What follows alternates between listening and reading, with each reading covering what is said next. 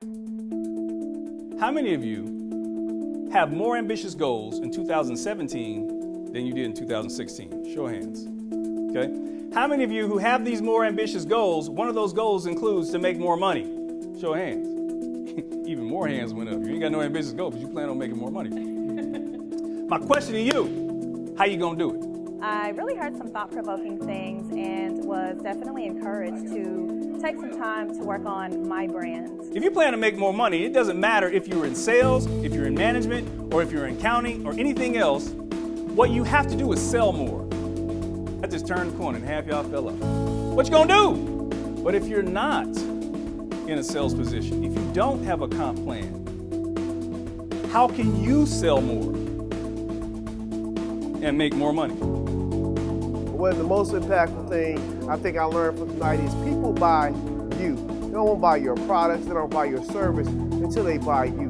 So work on your brand, improve your brand, and sell yourself. No matter what business you're in, no matter what your product is, no matter what your position is in your organization, what you sell all day, every day is you. This was an excellent event.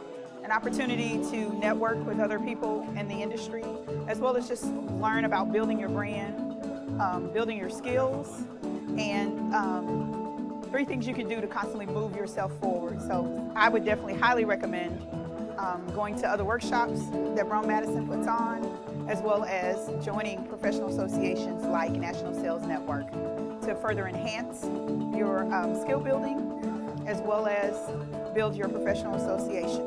And I appreciate the National Sales Network and what they offer and the education that they give us.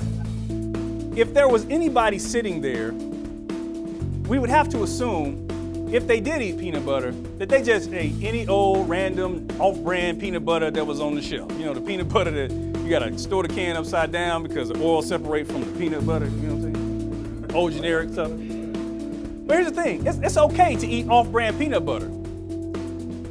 It's okay for your peanut butter to be off-brand, but your professional brand cannot be off-brand. Your challenge in this competitive marketplace is to stand out in a way that commands attention and projects value. You need to be concerned and get busy with polishing your skills. If you don't spend at least 2 hours a week on professional development, I would encourage you to take that a little bit more seriously, because guess what? There's somebody in your industry, in your competitor,